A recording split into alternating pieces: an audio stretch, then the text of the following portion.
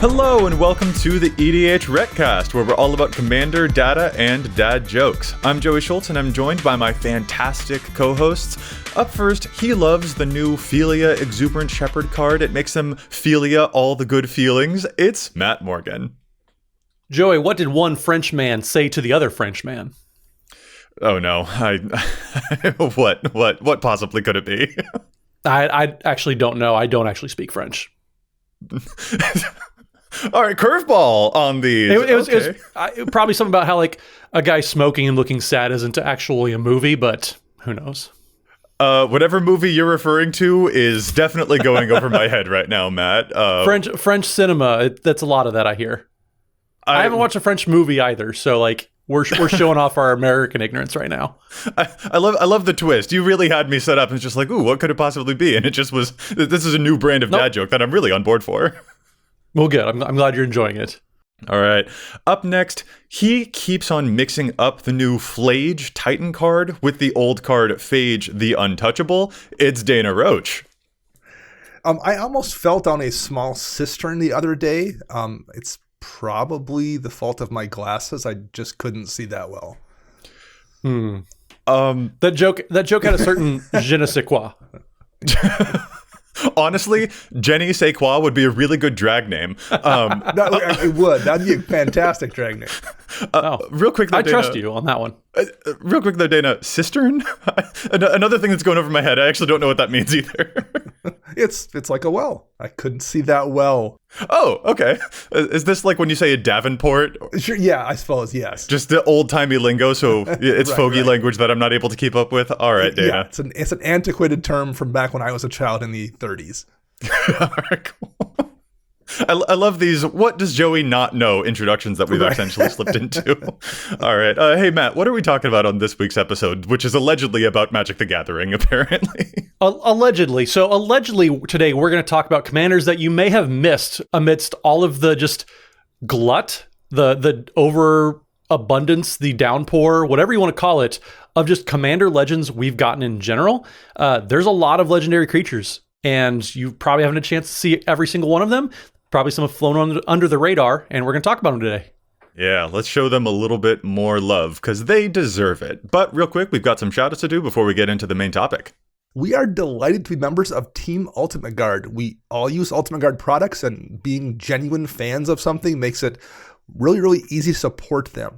Katana sleeves, they might not keep Joey's graveyard safe from a scavenger grounds, but it will keep your cards safe from spills and dirt and wear and tear. And what better place to put that exiled graveyard than in the warm, friendly confines of a Boulder deck box? It's a top-notch product. Their prices are more than reasonable, and we can't recommend them enough. Dana, how dare you use this as a way to talk about exiling my graveyard? I feel so betrayed. I love it. Well, I mean, if you would like to support the show, you can do so by liking, subscribing to all these videos on YouTube, subscribing to a local podcast app, or you can go to patreon.com/EDHRECast, where we have all sorts of patron levels where you can join our game finding community, where we have on our Discord. It's pretty great. People are always finding games. Joey's hopping in every now and then and getting his graveyards exiled. Stop, guys. Probably still in those katana sleeves, but there's all sorts of perks and just a nice way for you to get yourself a little something back while supporting the show at the same time. You can do that once again over at patreon.com/EDHRECast.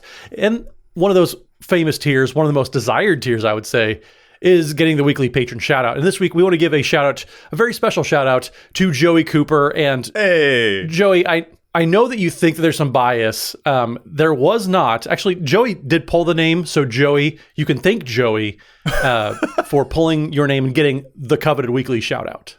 I mean, we pulled them at random, but yeah, I do got to say, Joey Cooper, great name. And thank you so much for supporting the show. From one Joey to another, this means the world. Well, should we jump in here and start talking about some commanders that people might have forgotten? Because this is kind of my deal. I love looking at commanders that people aren't currently playing. And when this many sets come out this frequently, it's really easy to miss some actually very interesting and decent cards. Yeah, this episode definitely is a very Dana-esque episode. It's got you written all over it. This is totally your jam. And to that, I mean, Dana, do you want to get us started? What's a commander that you think deserves a little bit more love? Yeah, absolutely. So what I kind of did here was I tried to focus on commanders I've actually seen in play. I didn't want to like just go through the list and look at ones that I thought jumped out at me. In part because like maybe I want to build stuff, that jumps out at me. Whereas like these decks, someone's already built, so I already know kind of what they look like, and I've had a decent experience with them, so I know they kind of work. Cool. The first one I will start with is Kellen, Daring Traveler from Lost Caverns of Ixalan. Kellen is a human fairy scout, a 2/3 for 1 and a white. That's a pretty good rate right there. When Kellen attacks, reveal the top card of your library, and if it's a creature card with mana value 3 or less, put it into your hand. Otherwise, you can put it into your graveyard. And it's also an adventure card. It has an adventure mode called Journey On for a single green, and you create X map tokens, where X is 1 plus the number of opponents who control an artifact. And when I saw this deck being played, it was atop a fairy typo list, so it was Selesnya fairies. There isn't a crazy amount of them out there, but there were enough to put together a deck, and they almost all had mana value 3 or less, too. So, like, they're cards that when you get that Kellen trigger, they do go into your hand. You're in Selesnya, so you have, overrun effects for win conditions once you have quite a few bodies in play. It's got a pretty good draw if you want to go wide. It just kind of does all the things you want to do, and it's not something you often see in those colors. So I'm a little surprised we're only looking at like 160 decks or so that people have built so far with this commander. Yeah, well, and specifically focusing on just the fairy creature type, I mean, I just did a quick Scryfall search, and there are only like 19 total fairies in these colors at all. And one of them is Kellen. Right, yeah. So yeah, there's probably a lot working against this one getting any love, whether you're playing the fairy stuff or not. Yeah. Not least the fact that there are 3 other Kellen cards. So even just on, not just are we getting a whole bunch of sets that can bury a bunch of interesting cards, this character we've also seen pop up in so many other ways, from like Kellen the Kid to Kellen as like an equipment stuff. Like he's doing so many different versions of himself that like when you have an option for a character to play, you might not go for that one if there are other things that are interesting about that character that it's doing too. So I can see why this one is sunk to the bottom of the barrel. But honestly, even just that adventure being able to make that many potential artifact tokens, I mean, we've seen what decks can do when they have a whole bunch of artifact tokens. So I'm certainly intrigued, and it's cool that you've seen this in play and seen it go off. I mean, I'm very intrigued with this. The ability of being able to get creatures mana value 3 or less. One of my favorite legacy decks was Alurin, and just immediately I'm like, okay, I've been looking for a reason to play Alurin in Commander, and Dana, you might have turned me on to that idea and actually pulling the trigger on it too. So thank you for that. And we just, I think, got a new Alurin-esque card in the upcoming Modern Horizons 3, so you might have access to 2 of them now if you build this deck. I don't need another reason to build like a 6th Selesnya deck either. I mean, Joey gets to build all the graveyard decks that he wants. I get to build all the Selesnya decks that I want. Like, you wouldn't even necessarily have to like go fairies. I mean, like, there's just enough good small bodies that you could very easily just like build this as a go wide deck with a bunch of like utility creatures that are useful and have some form of evasion or something. And yeah, that's a solid commander, I think. Well, and if you don't want to get the card into your hand, you can actually use that ability to mill yourself. Like if you want a big graveyard in Selesnya, this commander has a couple of ways to do that, whether your map tokens are putting stuff in your graveyard or the attack trigger is, which is a thing that I love to abuse, as we all know. And speaking of graveyards, that I think actually might segue me to another commander here that I think is a little bit overlooked. And when I say that, I mean, I literally didn't know it existed until we started putting notes together for this episode. And it is kind of inspired by the fact that our boss, Don Miner, the creator of the EDHREC, he was messaging me looking for a graveyard deck that uses blue. And so I started looking around for, commanders that say graveyard on them that have blue. And this one from Murders at Karlov Manor, I literally didn't even know it existed. And that's Melic, Reforged Researcher, which gets so big, equal to the number of instants and sorceries that are in your graveyard. So it's a Voltron Spellslinger deck. It's a 5-mana star weird detective. The stars are equal to twice the number of instant and sorcery cards in your graveyard, and the first instant or sorcery spell that you cast each turn costs 3 less to cast. So even if you want to cast a whole bunch of instants and sorceries, cool, you're set up. But if you just want a really big commander by milling your own graveyard, that also sounds really fun. And there's only currently 748 decks for this guy. I think it's really cool. This one is currently like 19th place in terms of all the legends from the MKM set, like the Commander Precons and the main set. That's pretty low. Like, that's certainly in the bottom half. And Don seemed very intrigued by it. And I hope that folks out there seem intrigued by it too, because this is using some really cool stuff. If you like casting spells, if you like a big graveyard, if you like a Voltron, there's a lot of directions you can take this. And I'm just glad that I finally know it exists now. And I'm sad that it was buried from me for so long. Yeah, I also didn't know this was existing just in general. But it does have a really cool ability, and like there's a lot of very powerful ways that you can load up the graveyard with getting all your instant sorceries in there. Plus, like, just to get them there, the easiest way is just cast Ponder, cast all these cantrips, and very quickly it's going to get very big very quickly, and you're also just playing the game normally. So you don't really have to go out of your way to make Melic pretty sizable, and you have ways in Izzet colors to make them either blockable or get some sort of evasion, trample, stuff like that. So you can make a pretty potent deck, I feel, pretty quickly. Well, and the things you use to give it evasion also buff it, at least if you're using like instant or sorcery spells to do so. I mean, that's one of the things I like about my Caliphate deck is like if blue has relatively mediocre auras, except for because of the devotion Caliphate has, I can put a mediocre aura and it functions as a buff. It's kind of works the same way here. Like when you cast that slip through space to give Melic unblockable, it also buffs Melic at the same time. Mm-hmm. Not only that, but it says the first instance or sorcery spell you cast each turn, not just on your own turn. Right. So in effect, you are casting a spell swindle for 2 mana to counter someone else's spell and make them into treasure tokens. You are building your own mana drains with this commander. It's very easy to protect with really cool counter spells. Like Matt, I know you like Access Denied as a fun counter spell you enjoy. Mm-hmm. Absolutely. It would only be 2 mana with this thing, and that would be really, really cool, I think. This opens the doors for some really big spells as well as being cool for Voltron. The more I've looked at it, the more I'm like, dang, Spellslinger graveyard stuff. Maybe I just can't resist the Siren's Call of Graveyard again. And I know it's very rote of me to keep visiting that over and over again, but it looks really, really cool. And if my boss doesn't build it, maybe I will. Yeah, you can place, when Mystic Confluence only costs 2 mana, that gets out of hand really quickly too.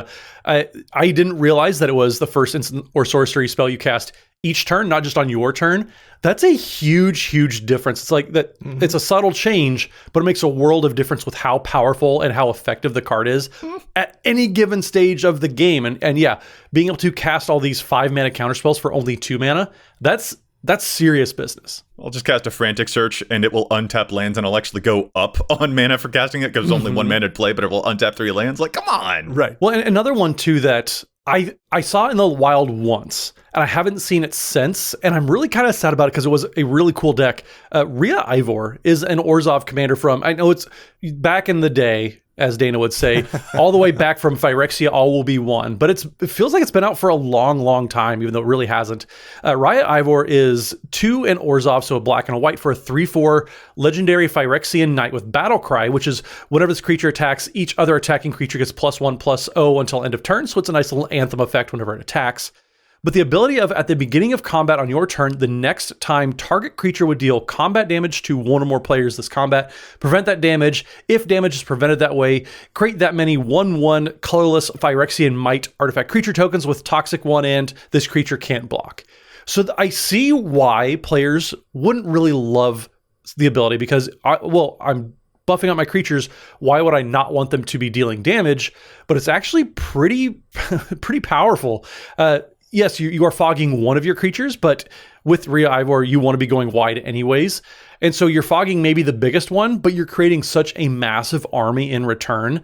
I know this inspired one of the challenges stats that I don't love unsets, but Starlight Spectacular absolutely just slaps in this deck. And I got beaten down. We were at Magic Con Minneapolis a couple years ago. And this deck did work. It was so wild seeing it in action.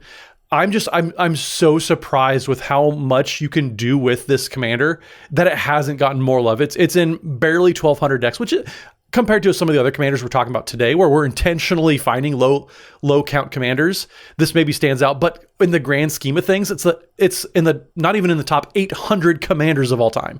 I would also say, like, 1,200 is a pretty interesting bar. And if folks are familiar with the EDHREC articles that are going on the main website, they may know Kyle Mass's series, where he does the over-under, when the new cards are previewed, when they're all spoiled. We don't have the data yet, and he's trying to predict, are these commanders likely to have over 1,200 decks after a year or under 1,200 decks after a year? Because that's kind of a place that we're at. That's kind of like a normal threshold, I guess. And this one's been out for a while, and it's just barely gotten over that finish line. So I think it's safe to say that like the interest on this has shown where it currently is, and it's like just on that kind of average cusp, and that's after more than a year.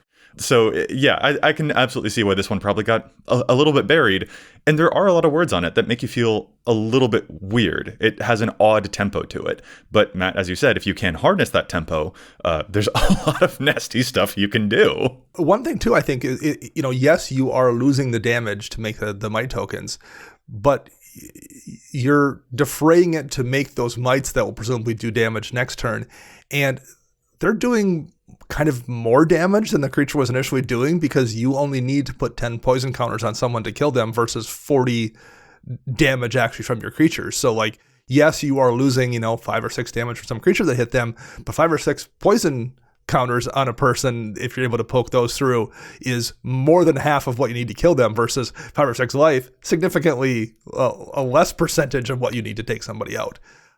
So it's one of those things that like, it feels bad if you read the card, but whenever I've played against this deck in practice, it's much scarier to see those mites come out in a swarm than it is to just take 8 to the face.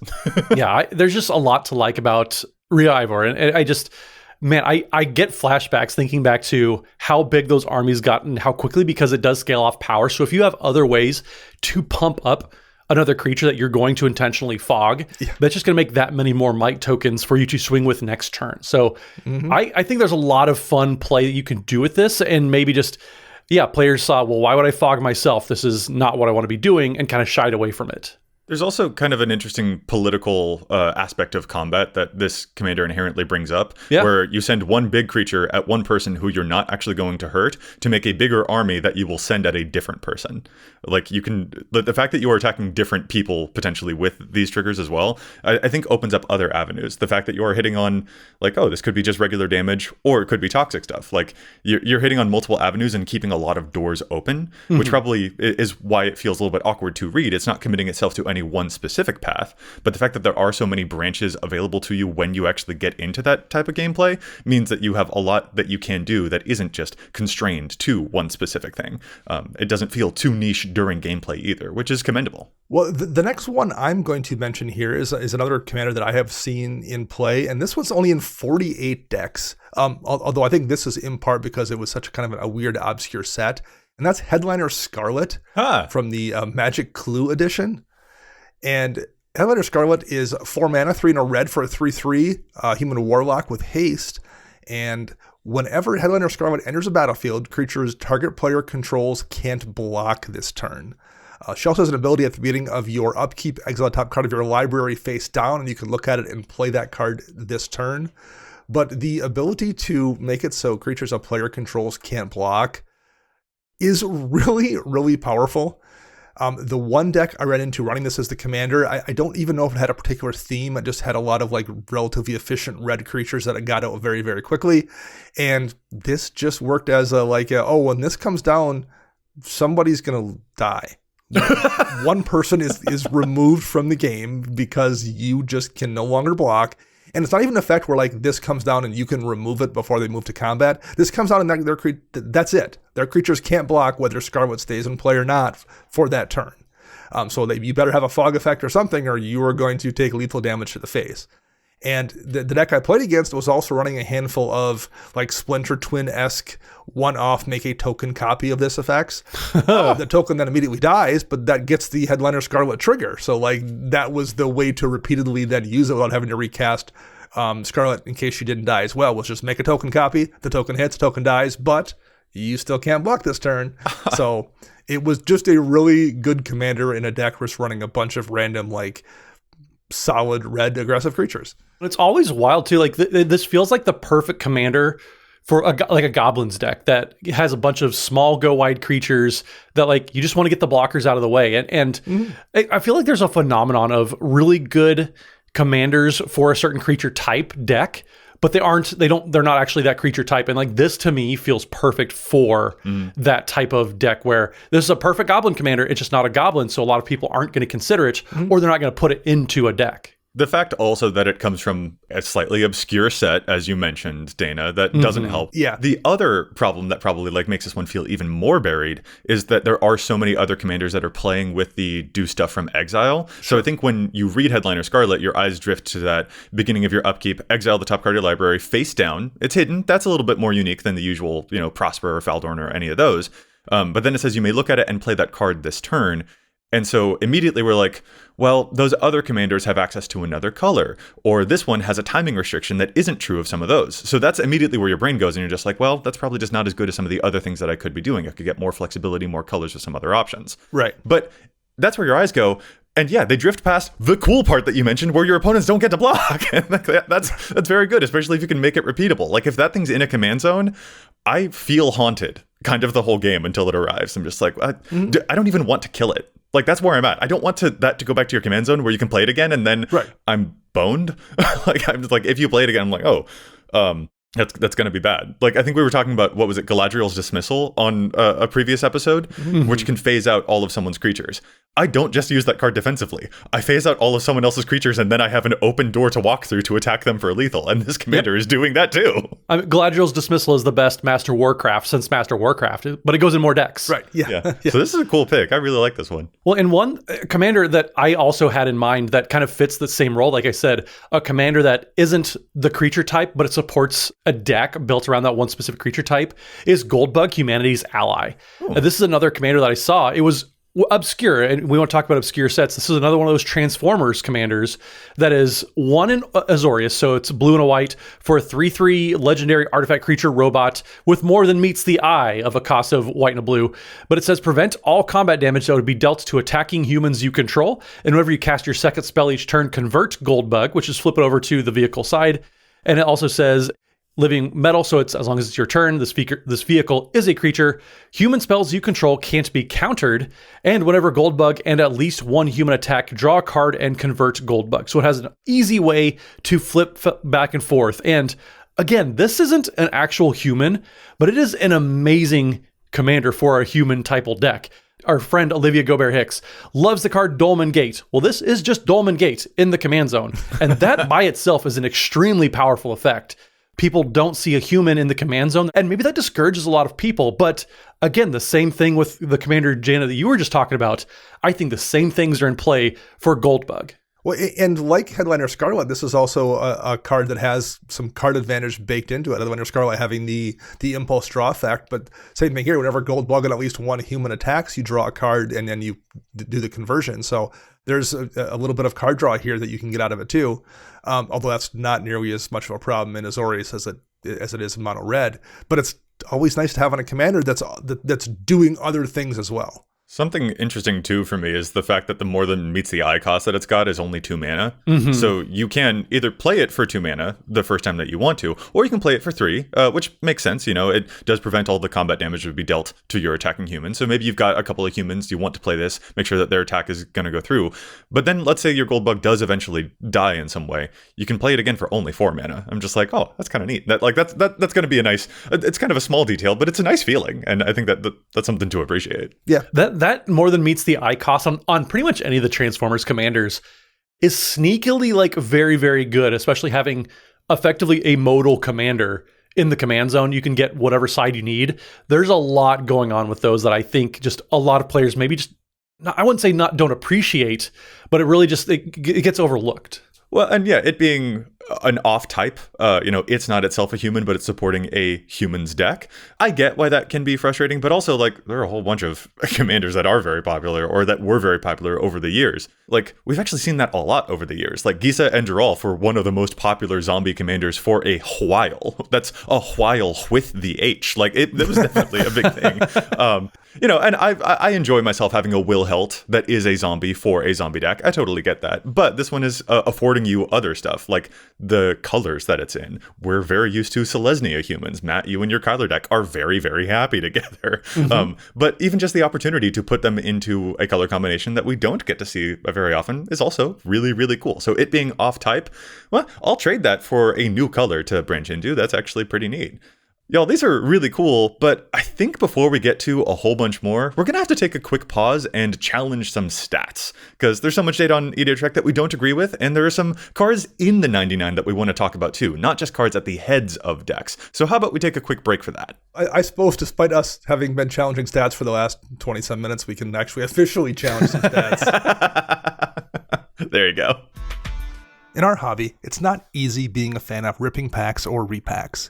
We get hyped up thinking we could pull a Dockside Extortionist, hoping it will fill that void deep inside our chest where our hearts should be. But with zero transparency on available cards and hit rates, it's all just a shot in the dark. Until now. Introducing slab packs from arenaclub.com, the only repack that provides real value and a competitive view of all possible cards and clear hit rates for each one. I once opened an entire box of Dragon's Maze, so I know exactly what it's like to walk away from a pack cracking session feeling like you've made a terrible mistake. If only I'd have gotten that Voice of Resurgence. It's worth like $2 today. With slab packs on Arena Club, you know exactly what the available cards are and what the hit rates are on those cards.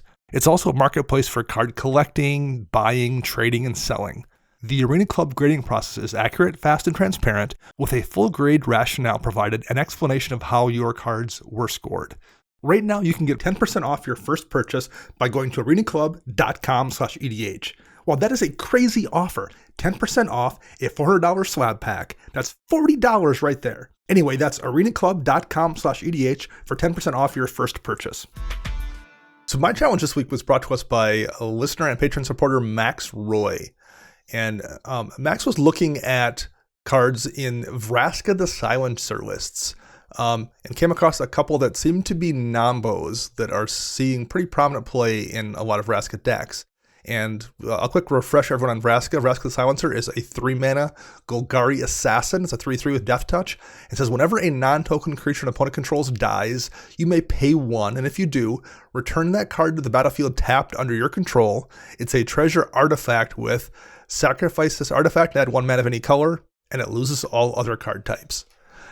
Max noticed that in the EDHREC data, a lot of different people are running token doublers like Parallel Lives and Doubling Season, or they're running populate cards like Vol Flowering, despite not running much other stuff that interacts with tokens in those lists. And Max was wondering if a lot of people aren't mistakenly reading Veraxa as making token copies of those creatures, particularly because it's their treasures. And they aren't, in fact, token copies. They are just those cards. Oh. And unless you're running a bunch of other stuff that synergizes with populate effects or token doublers, those don't actually do anything in Veraxa lists. So if you do have some plan with your Veraxa deck that is interacting with tokens, well, those are probably pretty good cards. But make sure you are understanding how Veraxa works, because I think based on the amount of those decks that are running those cards and not running other stuff, people might be misunderstanding exactly how Veraxa works.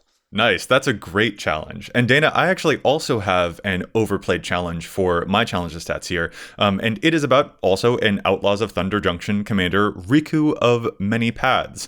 I'm still kind of a Riku of Two Reflections guy. You know, that's when I started commander, but the new Riku of Many Paths is a very interesting teamer commander for sure, opening up a lot of space to play around with modal spells. It is a teamer 3/3 human wizard. Whenever you cast a modal spell, you choose up to X, where X is the number of times you chose a mode for that spell. And the different benefits that you can get are to exile the top card of your library until the end of your next turn you may play it, or to put a +1 counter on Riku of Many Paths. It gains trample until end of turn, and you've got the last one to create a 1/1 blue bird creature token with flying. So if you play some cool spell that has multiple modes, 3 modes, if you were managing to choose all 3 of them, you'd be able to get all 3 of those effects. And there's a lot of really cool stuff on Riku's page as a result of that. You know, Return the Favor, Mystic Confluence is one that we mentioned earlier. All the Confluence is really good. You'd be able to choose a whole bunch of modes, get a whole bunch of benefits.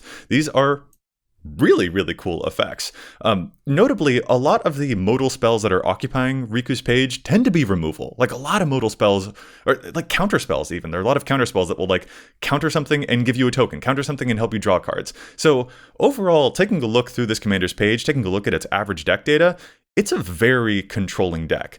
Which means I think the deck needs to make some room for like proper win cons. Right now, it seems like it's kind of struggling to actually close games out with all of the 1/1s, and with Riku only sometimes getting some +1 counters, which is probably the last mode that you'll usually pick on him for that. So if you are trying to find some room for the win condition cards in your deck, I'd recommend cutting some of the cards like Artistic Refusal, Explosive Derailment. Artistic Refusal is a 6-mana counterspell that can counterspell and draw you 2 cards and discard a card. And it does have Convoke, that's kind of neat, but there are already at least 6 other really good counterspells on Riku's page. I think you can forego this one. Explosive Derailment. You can pay some extra mana to deal 4 damage to a creature or blow up an artifact. I don't think it's necessarily worth it. And each of these cards are showing up in anywhere from 40% to a third of Riku decks. Applied Biomancy is another that I think is like probably kind of only okay, also showing up in about a third of Riku decks. These cards are cool, the synergy is there, but this deck really needs to have some win conditions. So I recommend cutting some of those to make room for fun win cons. Like, Matt, I know you love a Surge to Victory, and there are a lot of tokens and a lot of spells in this deck that would make great use of a Surge to Victory. Or if you want to stay on the modal theme, Savage Beating is a modal spell that will give your stuff double strike and give you extra combats. Like, that'd be really, really good here. Make room for that for sure. But you gotta cut some stuff to make room, and I think that those other spells, not quite pulling their weight compared to all the other really great controlling cards that Riku's already using. So that is my challenge. Well, I'll go ahead and wrap us up then with a challenge of mine. So one card that I've been having a ton of fun playing on Vintage Cube, which is, if anybody plays Magic Online, Vintage Cube is maybe one of the most fun and just ridiculous formats that you get to play this side of Commander. And it's a chance to play with a lot of banned Commander cards, like, I don't know, Recurring Nightmare. Like cards that will never be unbanned. You'll never get a chance to play them in Commander, but they're in Vintage Cube, and there's a lot of fun to be had there. And so a card that I've been having a lot of fun on Vintage Cube is Nexus of Becoming, and it's 6 mana for an artifact that says at the beginning of combat, on your turn, draw a card, then you may exile an artifact or creature card from your hand. If you do, create a token that's a copy of the exiled card, except it's a 3/3 golem artifact creature in addition to its other types. So there's a lot to like about this. So you look at cards like the Immortal Sun that are just, they're going to come down. It's 6 mana, maybe doesn't do anything the turn it comes down, but it gets a lot of value over the course of the game. Nexus of Becoming bypasses that because it triggers at the beginning of combat on your turn instead of at the beginning of your upkeep or your draw step. So you know that you're going to get the draw effects with Nexus of Becoming, which is a huge upside.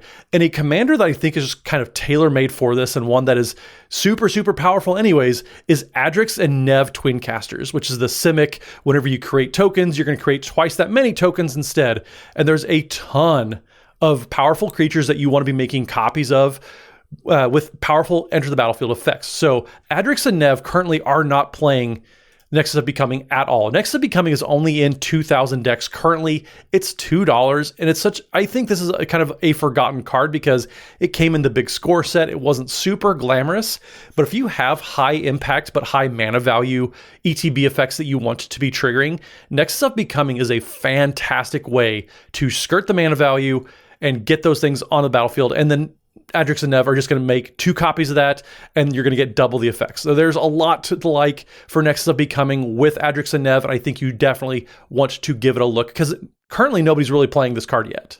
That's so cool, Matt. I love this. Like just cheating mana costs, being able to double up, populate some of those tokens seems really good. Mm-hmm. You're totally right. I think the fact that there are so many other like Simulacrum Synthesizer, like those types of cards that are like $40, $50 from that big score set is overshadowing some of these others. But like, don't sleep on it. That's a cool card. Yeah, absolutely. And again, I think that it's just 6 mana, and people have. There's only so many 6 mana do nothing artifacts you can really put into any given deck.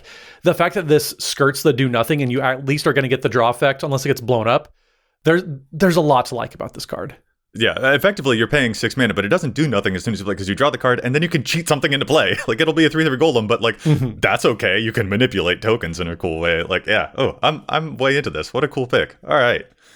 Guys, I think we'll get back into our main topic here, and I'll start us off with another commander that I think has gone a bit overlooked, and it's actually a commander that I wound up building, which I did not expect to do, because when I first looked at it, I also was like, I don't know. I don't know if I necessarily, like, it seems neat, it seems nice, but it seems a little middling, it seems low-key, and that's Honest Rutstein, who has some of the best art from Thunder Junction, to be honest. That is a 3-mana, 3/2 human warlock. When it enters a battlefield, you return target creature card from your graveyard to your hand, and creature spells you cast cost 1 less to cast.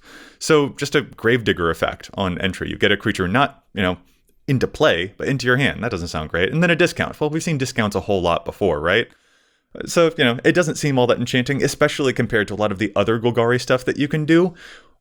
Well, I tried it. I put it together. I wanted to see, and y'all, I'm in love. This is actually very, very good. A discount of 1 on all of your creatures at the 3-mana slot. This is ramping out some really gross stuff that I shouldn't be allowed to do.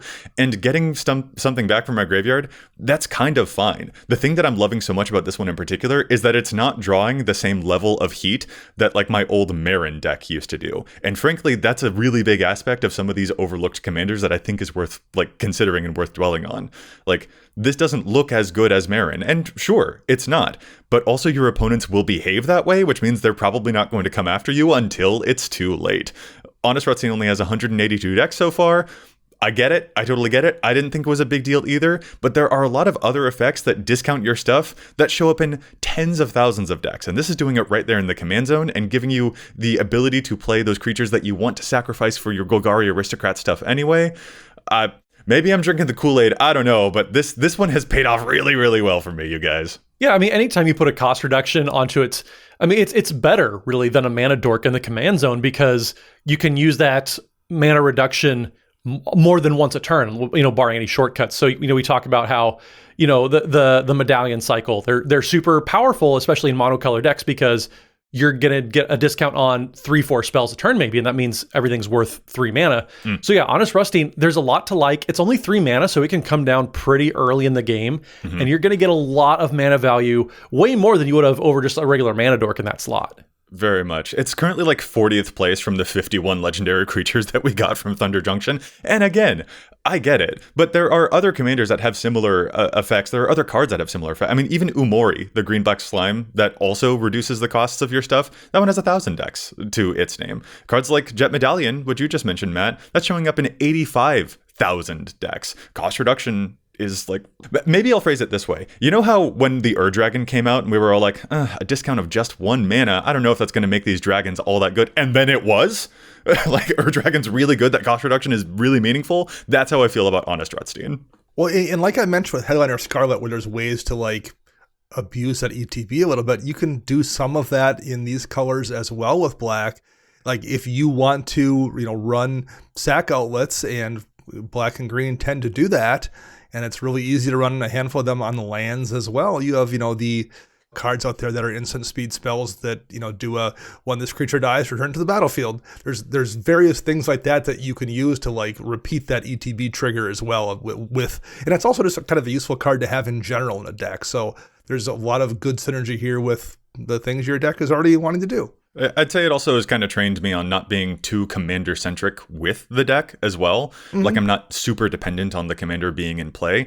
And frankly, the fact that it's not the most consequential card in the deck even allows me, with my Aristocrat's ways, to be comfortable sacrificing my commander to get more triggers off of my Moldavine Reclamation or any of my other cool cards that are going to, my Blood Artist effects. The commander not mattering a whole lot in that regard once I've gotten my plan underway. That kind of takes the pressure off, and it doesn't, again, have that Marin feeling of like, well, I kind of need her to stay around, and I'm not devoting so much of my attention to just trying to protect her. So it being a little inconsequential is also a nice thing. It being a more of a commander agnostic deck once the strategy's going, that's also really fun to play in, even though it's outside of my usual ways. So yeah, I've been really enchanted by Honest Rutstein, and if nothing else, the art's really, really good. All right, Matt, do you have another one here for us that you think should see a little bit more play, that has been forgotten by the masses in general? I do, and it currently is the 23rd most popular commander from the new Fallout set. So only 139 decks, but Colonel Autumn, I think people just kind of forgot completely about. And granted, Colonel Autumn in Fallout 3 is kind of a jerk and nobody likes the character, which is kind of the point because being an antagonist. But Colonel Autumn and Joey, this is 2 Orzhov commanders, 2 commanders with black I'm talking about today. So be proud. I am proud of you. So Colonel Autumn, one in Orzhov, black and a white for a 2/3 human soldier with lifelink and exploit. And then other legendary creatures you control also have exploit, which is when this creature enters the battlefield, you may sacrifice a creature. And then whenever a creature you control exploits a creature, put a +1/+1 counter on each creature you control. So not only am I talking about 2 Orzhov commanders, one is an aristocrats type of commander, Joey. Be so proud. But this thing... I'm proud of you. I'm really kind of shocked that this hasn't kind of latched on. But also we talk about how there's so many commanders vying over a certain strategy. There are a million Legends Matters type of commanders, especially in Orzhov colors. And this is another one, and it's either going to go in the 99 or head up its own deck. And I think its main competition just Rotodropic of Urborg, because that card is just absolutely silly, powerful. But also, Rotodropic goes very well next to Colonel Autumn, where you can have creatures sacrifice and exploit themselves, and then they're going to replace themselves, put counters on all your creatures. This thing gets very powerful very quickly. The board state kind of gets out of hand. Comes down at 3 mana, kind of like what we were talking with Honest Rutstein. Like there's a lot, and it just gets... This deck is fast. I've seen it once. It is so fast, guys. I just can't believe it. And yeah, again, I think this the character itself kind of turned people off, at least from the Fallout set, because the flavor in the Fallout set was so good. But yeah, this deck... There's so much competition for it too, which kind of pushes it down a little bit. But I'm surprised Colonel Autumn hasn't taken off because the card is just powerful. 52 possible legends from Fallout, so there was a lot to pay attention to there. And it does sort of feel like, well, we've seen legendary matters types of effects before. We've seen it in Mardu. Like, Matt, you have a Shanid deck, for example, which is going to give you these colors and an extra. We've seen Kethis, which will give you these colors and an extra. And I think people are probably like, there's a lot of appeal to like, ooh, I can play even more here.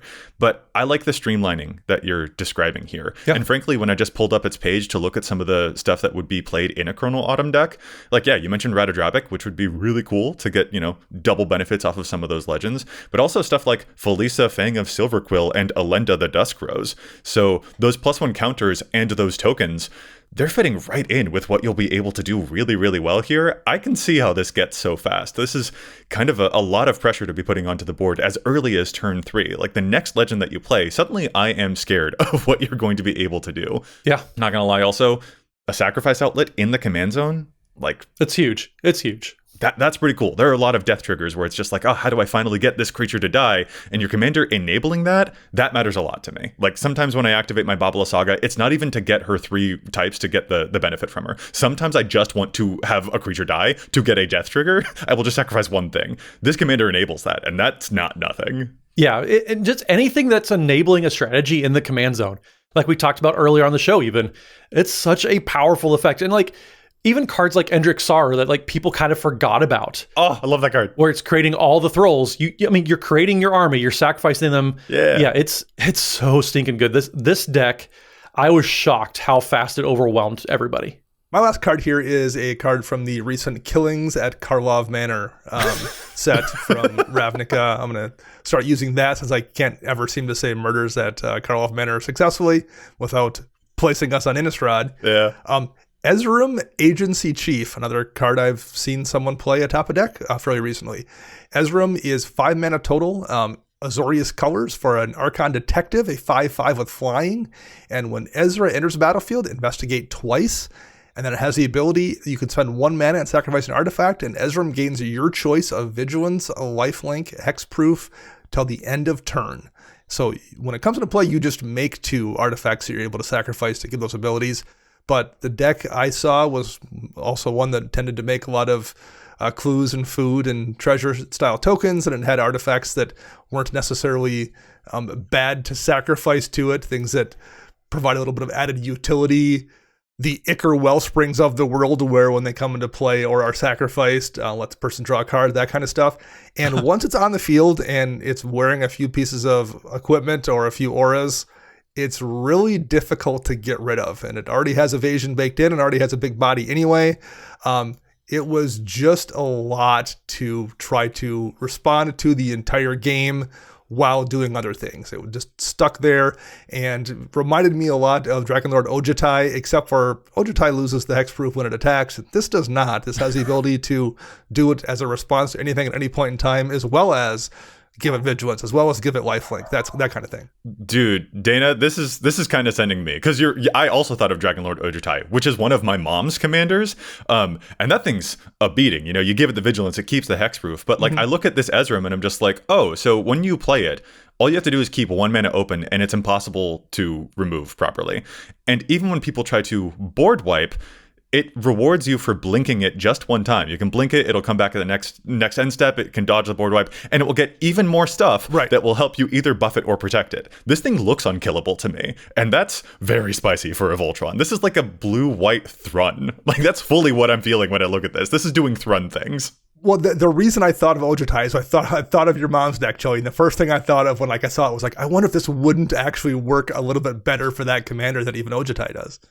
Maybe she's very attached. Well, she's very she really enjoys the Ojutai. Moms play counter spells. She likes what she likes. So you can't tell my mom what to do, but fair enough. It definitely has the same vibes. Yeah, it just I was really glad to see this, and I was really surprised it was only 240 decks in our database. That's shocking for a commander that's this effective, and it isn't even really like when you read it, you're like, oh yeah, that's good. You can tell it's good. I'm kind of surprised it doesn't see more play.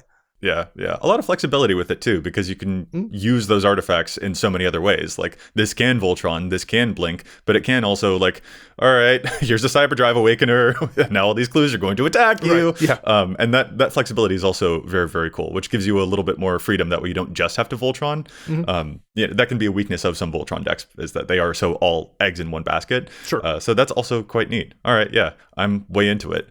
And it's kind of funny, because my last overlooked sort of commander that I wanted to shout out, Matt, this one's for you. Okay. Dana, it's also another Azorius commander, but this one was really for Matt, because it's from the Lord of the Rings set, which had, like 125 legends to try and pay attention to. And if there was any set that had more than Outlaws of Thunder Junction, it was the Lord of the Rings set. Truly, yeah, so many there. And it's Faramir, steward of Gondor. I hope I'm pronouncing that correctly. Matt, please don't be mad at me if I am wrong about it. But this thing, I've seen it in play before. My buddy Ashton has one, and I was like, holy whoa, this is a very, very cool commander indeed. Faramir, Steward of Gondor, is a 3-mana 2/2 human noble. Whenever a legendary creature with mana value 4 or greater enters the battlefield under your control, you become the monarch. And at the beginning of your end step, if you are the monarch, you get 2 1/1 white human soldier creature tokens. This came out amidst a lot of other Monarch stuff. I think Jeskai Monarch, especially with the Jeskai Aragorn, probably caught a lot more people's attention. But what sticks out to me is that you just play a 4-mana legend, which is easy. There are so many legends in so many of these sets nowadays. That's not a difficult bar to clear. And then you immediately will draw a card on the end of your turn, and you'll get 2 blockers to help you keep the Monarch. And not only that, these are the colors that, again, reward blink. So if you at any point ever want to be the Monarch again, it's really easy to do. This is just very, like, this commander kind of basically says to me, you are always going to draw an extra card and make 2 tokens on every single turn, starting on, like, maybe turn 4. And it's really good, and it's really hard to undo that, and it fills up a board real fast. And then you play stuff like Horn of Gondor, and those tokens get even more ridiculous. It's very hard to unpick this puzzle, and I was very impressed when I saw it in play. Yeah, I love this. And actually, you mentioned the Jeskai Monarch. The Faramir, Steward of Gondor, actually came in the Precon deck. So that's probably where you see a lot of the overlap there. I love this card. So when we were at Command Fest San Francisco, which was awesome time, we got to hang out with one of our friends of the show, Lenny Woolley, and Lenny played an unmodified Aragorn Precon, and Faramir did a ton of work. So I can see why the pull to put this effect in the command zone is so strong. There's a lot of Monarch manipulation, which is just a great effect to add into any given game too. But then if you're the Monarch, you're going to be creating an army. You're going to be gathering everything on there, getting a lot of resources just for having Faramir in play. Absolutely love this pick. Yeah, 202 decks to Faramir's name. It's like in 65th place or something of all of the Lord of the Rings options. And it's a 50-cent card, too.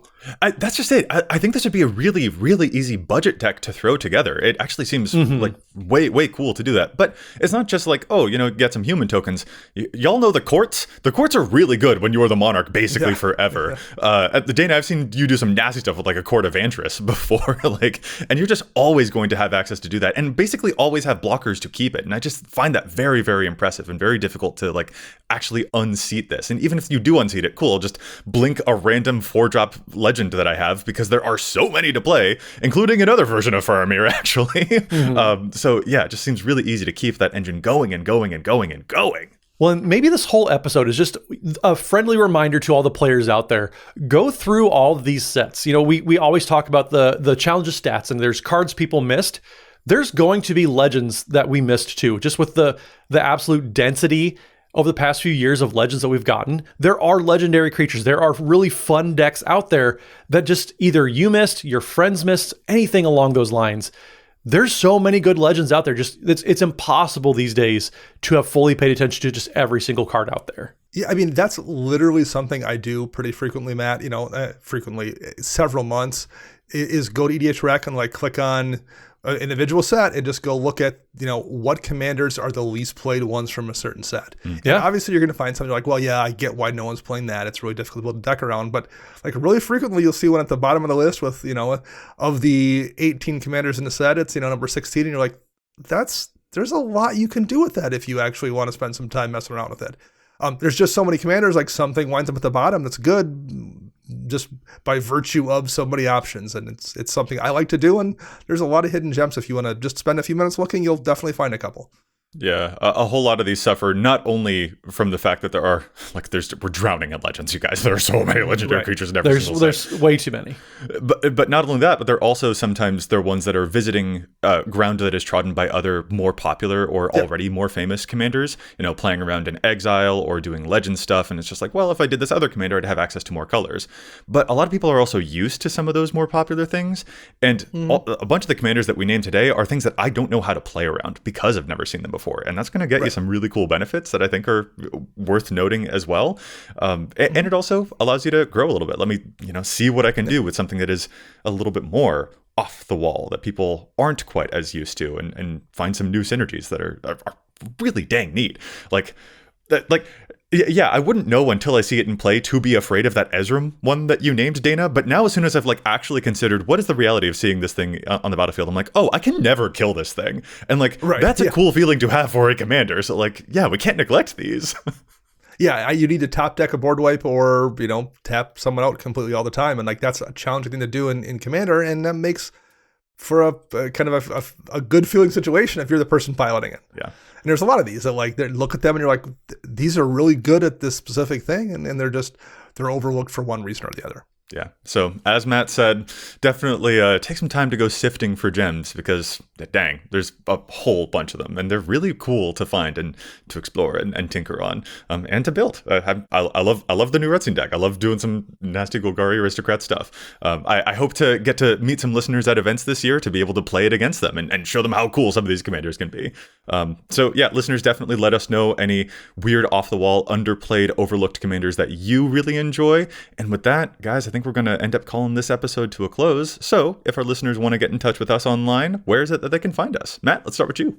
So you can find me on pretty much any social media platform at Mathimus55. That's MATHIMUS55. You can also find me at those events that you were just talking about, Joey.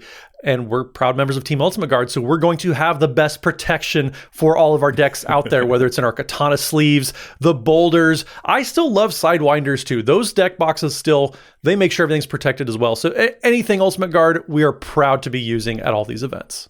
Just don't exile my graveyard with your sleeved cards. No, that's still going to happen, yeah. Dana, how about you? You can find me online at Dana Roach. I'm writing articles for EDHREC and Commander's Herald, and you can find all of us together at patreon.com/EDHRECast. And I'm Joey Schultz. You can find me everywhere online at the handle Joseph M. Schultz. You can also find the cast at EDHRECast everywhere online, or if you want to send us an email, maybe submit challenges, stats, anything like that, you can contact us at edhrecast@gmail.com. Listeners, we'll be back at you next week with more data and insights, but until then, remember, EDHREC your deck before you wreck your deck.